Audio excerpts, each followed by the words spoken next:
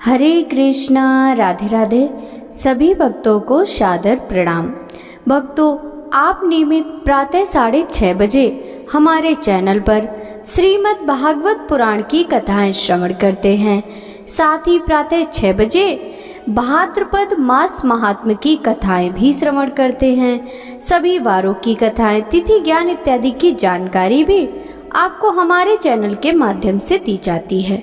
भक्तों, यदि अभी तक आपने चैनल को सब्सक्राइब नहीं किया है तो अवश्य ही कर लें। साथ ही बेल आइकन भी प्रेस कर लें, जिससे आने वाले हर नए वीडियो का नोटिफिकेशन आपको समय पर मिल सके। श्रीमद् भागवत महापुराण के कल के अध्याय में विराट स्वरूप की विभूतियों का वर्णन की कथा का रसपान किया था। भक्तों, श्रीमद् भागवत महापुराण के आज के इस अध्याय में भगवान के लीला अवतारों की कथा का रसपान करेंगे। तो चलिए भक्तों, वीडियो शुरू करते हैं।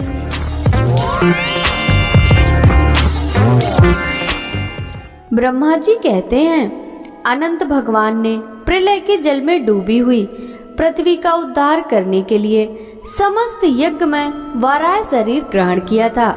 आदि दैत्य हिरण्याक्ष जल के अंदर ही लड़ने के लिए उनके सामने आया। जैसे इंद्र ने अपने वज्र से पर्वतों के पंख काट डाले थे, वैसे ही वाराह भगवान ने अपनी डाढ़ों से उसके टुकड़े टुकड़े कर दिए। फिर उन्हीं प्रभु ने रुचि नामक प्रजापति की पत्नी आकुति के गर्भ से सुयज्ञ के रूप में अवतार ग्रहण किया। उस अवतार में उन्होंने दक्षिणा नाम की पत्नी से सुयम नाम के देवताओं को उत्पन्न किया और तीनों लोगों के बड़े बड़े संकट हर लिए।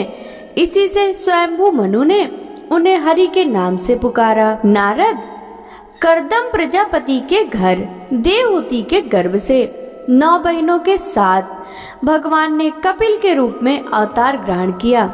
उन्होंने अपनी माता को उस आत्मज्ञान का उपदेश किया, जिससे वे इसी जन्म में अपने हृदय के संपूर्ण मल, तीनों गुणों की आसक्ति का सारा कीचड़ धोकर कपिल भगवान के वास्तविक स्वरूप को प्राप्त हो गई। महर्षि अत्रि भगवान को पुत्र रूप में प्राप्त करना चाहते थे।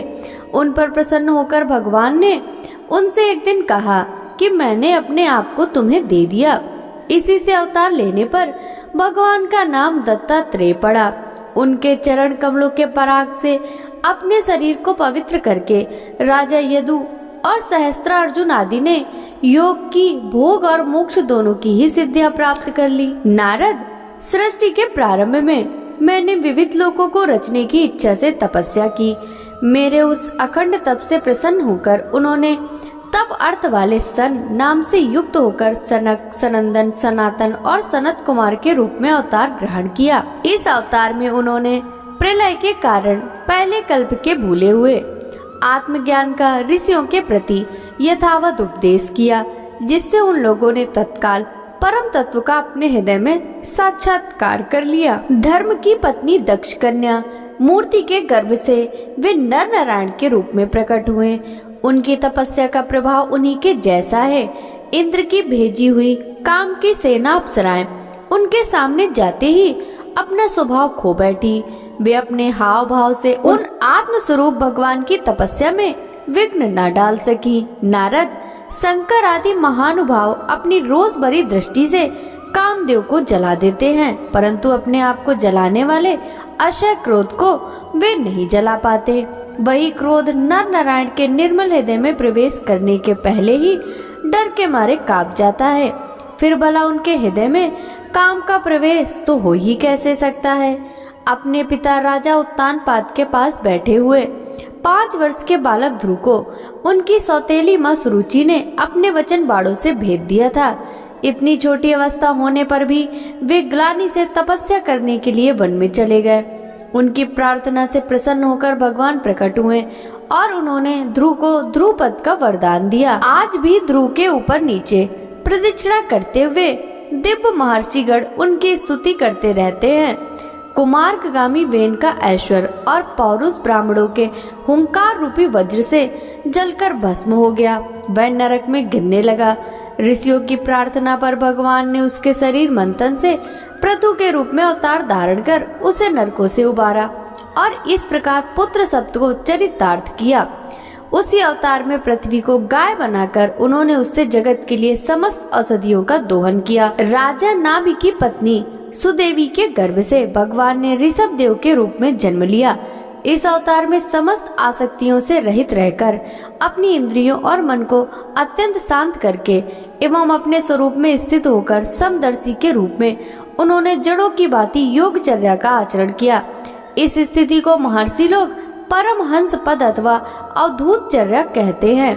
इसके बाद स्वयं उन्हीं यज्ञ पुरुष ने मेरे यज्ञ में स्वर्ण के समान कांति वाले हयग्रीव के रूप में अवतार ग्रहण किया।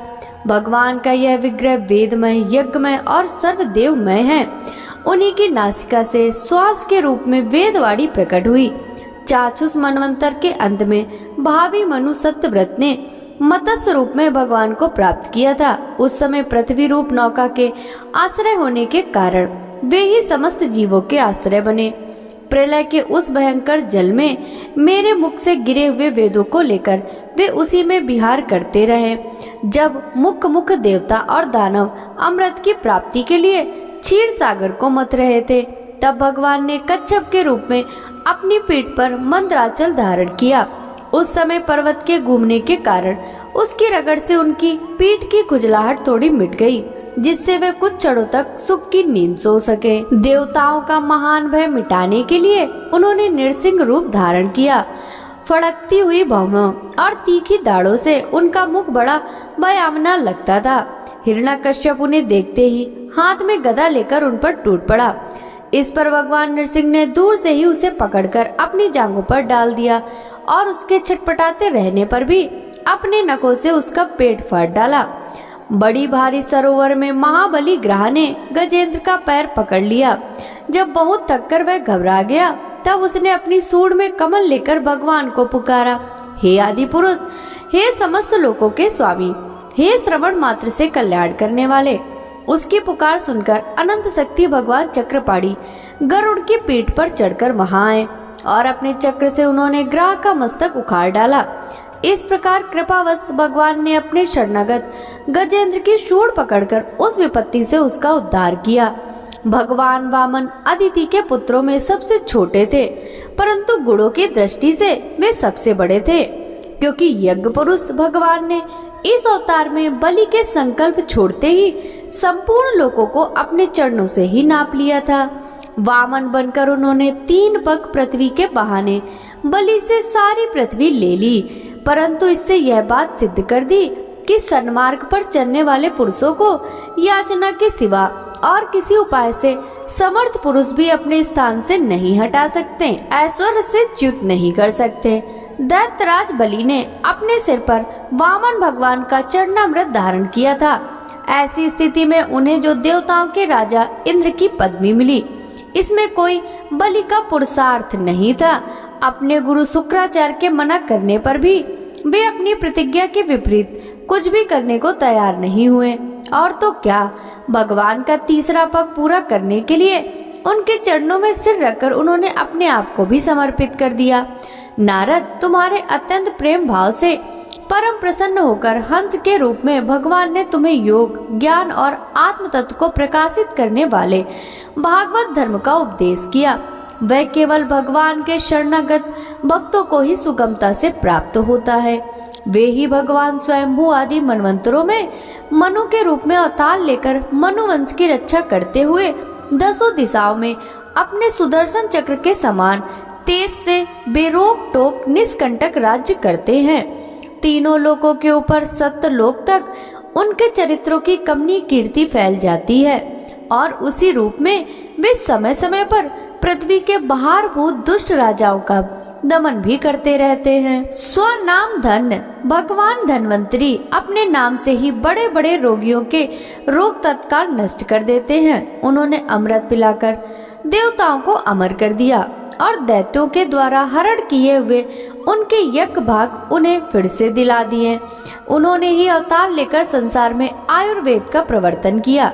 जब संसार में ब्राह्मण दोई आर मर्यादा का उल्लंघन करने वाले नारकी क्षत्रिय अपने नाश के लिए दैवश बढ़ जाते हैं और पृथ्वी के कांटे बन जाते हैं, तब भगवान महापराक्रमी परशुराम के रूप में अवतीर्ण होकर अपनी तीखी धार वाले फरसे से 21 बार उनका संहार करते हैं।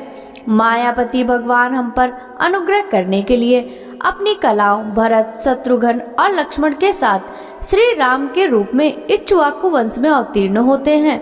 इस अवतार में अपने पिता की आज्ञा का पालन के लिए अपनी पत्नी और भाई के साथ वे वन में निवास करते हैं। उसी समय उनसे विरोध करके रावण उनके हाथों मरता है।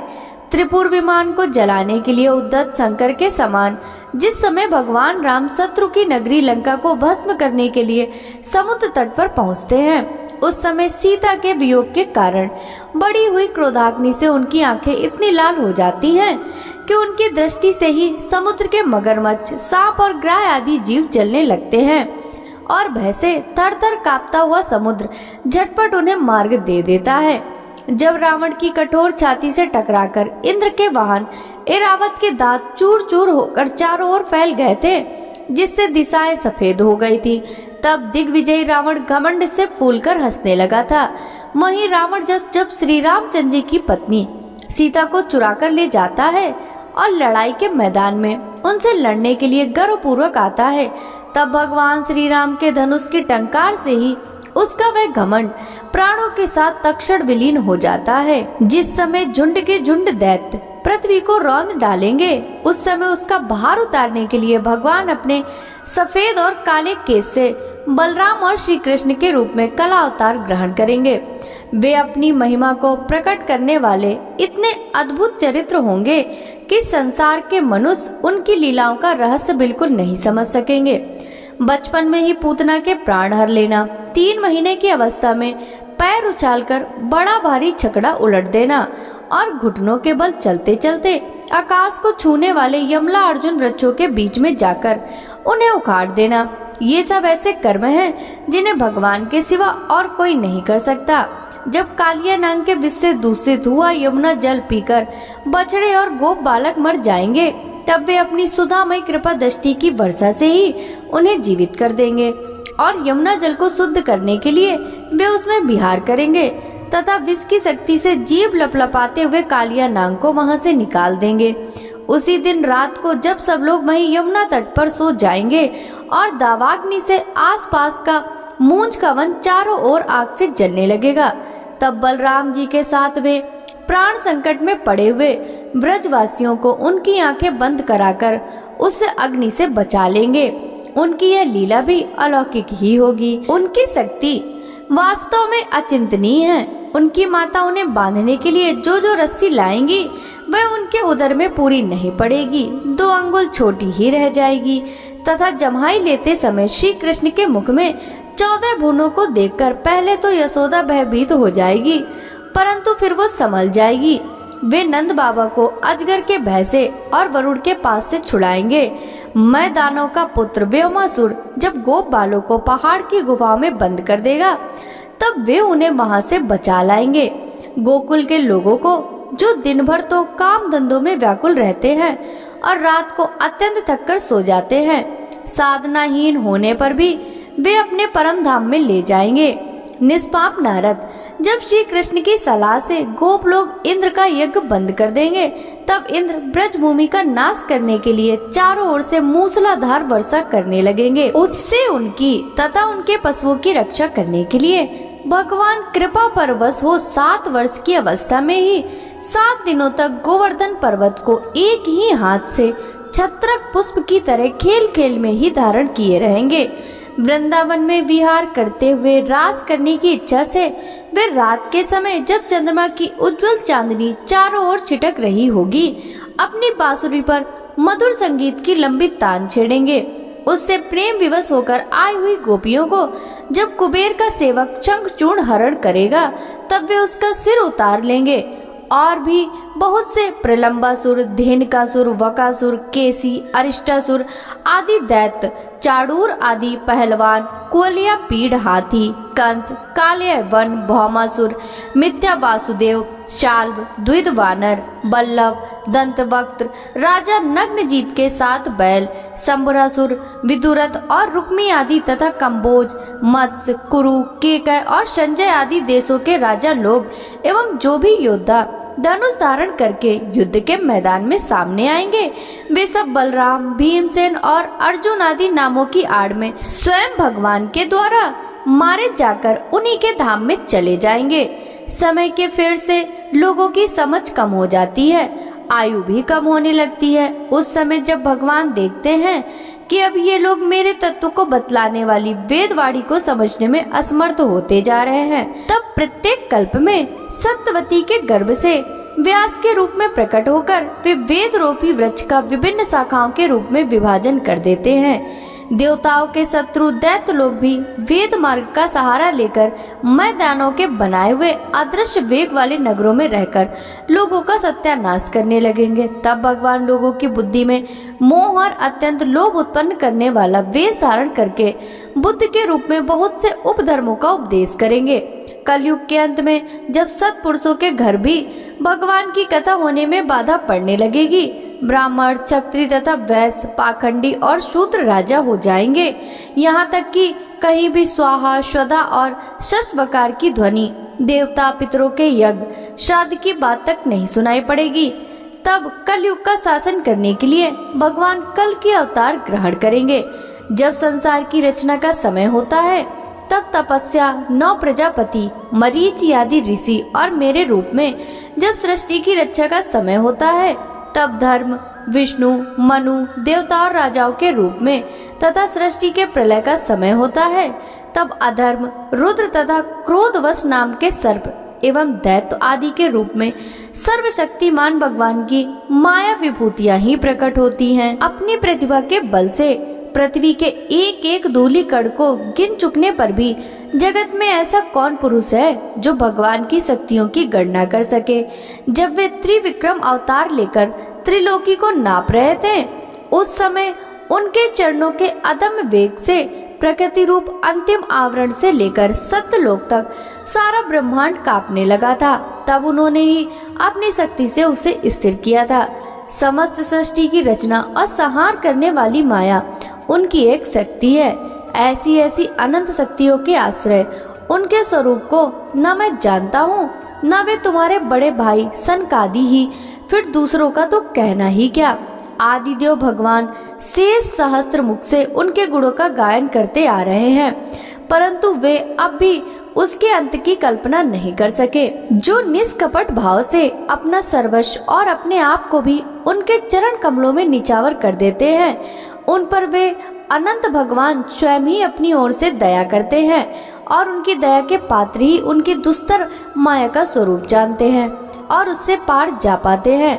वास्तव में ऐसे पुरुष ही कुत्ते और सियारों के कलेवा रूप अपने और पुत्रादि के शरीर में ये मैं हूँ, ये मेरा है, ऐसा भाव नहीं करते। प्यारे नारद, परम पुरुष की उस योग माया को मैं जानता हूँ तथा तुम लोग भगवान शंकर, दैत्य कुलभूषण, प्रहलाद, शत्रुपा, मनुपुत्र, प्रिव्रत आदि प्राचीन बहिर, ऋभु और ध्रुव भी जानते हैं। इनके सिवा इक्ष्वाकु, पुरुरवा, मुचुकुंद, जनक, गादी, रघु, अम्बरीश, सगर, गय, ययाति आदि तथा मानधाता, अलर्क, सतधन्मा, अनु, रंतिदेव, भीष्म, बलि, अमूर्तरय, दिलीप, सौभरी, उतंक, शिबी, देवल, पिपलाद, सारस्वत, उद्धव, पराशर, भूरिश्रेण एवं विभीषण, हनुमान, सुखदेव, अर्जुन, आष्टिश्रेण, विदुर और शुतदेव आदि महात्मा भी जानते हैं। जिन्हें भगवान के प्रेमी भक्तों का सा स्वभाव बनाने की शिक्षा मिली है, वे स्त्री, शूद्र, हूण, भील और पाप के कारण पशु पक्षी आदि योनियों में रहने वाले भी भगवान की माया का रहस्य जान जाते हैं और इस संसार सागर से सदा के लिए पार हो जाते हैं। फिर जो लोग वैदिक सदाचार का पालन करते हैं, उनके संबंध में तो कहना ही क्या। परमात्मा का वास्तविक स्वरूप एक रस, शांत, अभय एवं केवल ज्ञान स्वरूप है। न उसमें माया का मल है और न तो उसके द्वारा रची हुई विषमताएं ही। वह सत और असत दोनों से परे है। किसी भी वैदिक या लौकिक शब्द वहां तक पहुंच नहीं है। अनेक प्रकार के साधनों से संपन्न होने वाले कर्मों का फल भी वहां तक नहीं पहुंच सकता, और तो क्या स्वयं माया भी उसके सामने नहीं जा पाती, लजाकर भाग खड़ी होती है। परम पुरुष भगवान का वही परम पद है। महात्मा लोग उसी का शोक रहित अनंत आनंद स्वरूप ब्रह्म के रूप में साक्षात्कार करते हैं। संयमशील पुरुष उसी में अपने मन को समाहित करके स्थिर हो जाते हैं।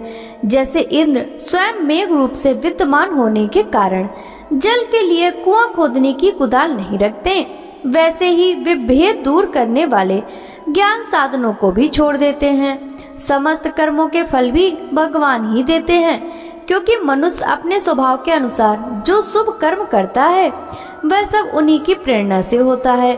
इस शरीर में रहने वाले पंचभूतों के अलग अलग हो जाने पर जब यह शरीर नष्ट हो जाता है तब भी इसमें रहने वाला अजन्मा पुरुष आकाश के समान नष्ट नहीं होता। बेटा नारद, संकल्प से विश्व की रचना करने वाले ऐश्वर्य संपन्न श्री हरि का मैंने तुम्हारे सामने संक्षेप से वर्णन किया।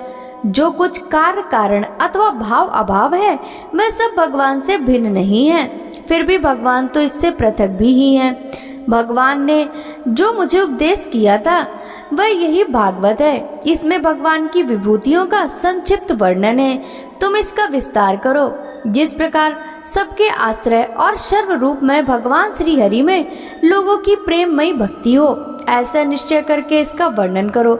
जो पुरुष भगवान की अचिंतनीय शक्ति माया का वर्णन या दूसरों के द्वारा किए हुए वर्णन का अनुमोदन करते हैं अथवा श्रद्धा के साथ नित्य श्रवण करते हैं, उनका चित्त माया से कभी मोहित नहीं होता। राजा परीक्षित ने कहा, भगवान आप वेद वेत्ताओं में श्रेष्ठ हैं। मैं आपसे यह जानना चाहता हूँ कि ब्रह्मा जी ने निर्गुण भगवान के गुणों का वर्णन करने के लिए नारद जी को आदेश दिया, तब उन्होंने किन किन को किस रूप में उपदेश दिया। भक्तों, आगे की कथा का वृतांत हम कल के अध्याय में श्रवण करेंगे। श्रीमद् भागवत महापुराण की यह कथा यदि आपको अच्छी लगी हो तो इस वीडियो को लाइक कर ज्यादा से ज्यादा भक्तों के साथ शेयर कीजिएगा, जिससे भगवान श्री हरि विष्णु की कृपा दृष्टि सदा सर्वदा आप सभी पर इसी प्रकार बनी रहे। आपसे मिलते हैं श्रीमद् भागवत महापुराण के कल के अध्याय के साथ। तब तक सभी भक्तों को हरे कृष्णा, राधे राधे, हरि बोल।